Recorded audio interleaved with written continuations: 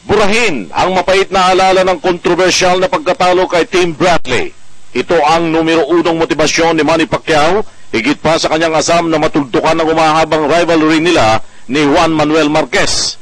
Sa panayam ng Philippine News Agency, sinabi ni Pacquiao na ang preparasyon niya para sa December 9 fight ay ang masasabing pinakamabigat sa kanyang career.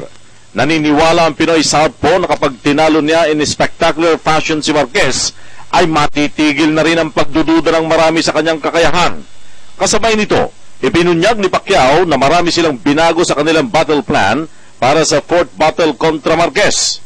Our strategy for this time is more aggressiveness and improve, develop the strength more and focus on the speed and we have side by side. Sa panig naman ni Trainer Freddie Roach, muli niyang pinawi ang pangamba ng mga fans kaugnay ng ginawang pagpapalaki ng katawan ni Marquez. Hirit ng pamosong American cornerman, hindi factor ang paglobo ng katawan ni Marquez dahil ang panganaman ng Mexican rival ang pupulbusin ng kanyang prized pupil. No, I don't think it's a factor because I think muscle makes you have a better chin and the thing is you put a lot of muscle on it, he's a little bit slower than we used to be and we can take advantage of that.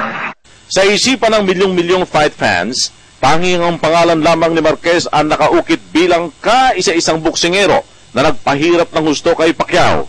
Bakit nga naman hindi? Hindi ba't inabot ng 36 total rounds ang unang tatlong enkwentro ng dalawang magkaribal na ang resulta pa nga ay pare-parehong naging madikit. Para sa PTV Sports, Flor Perez, Telebisyon ng Bayan.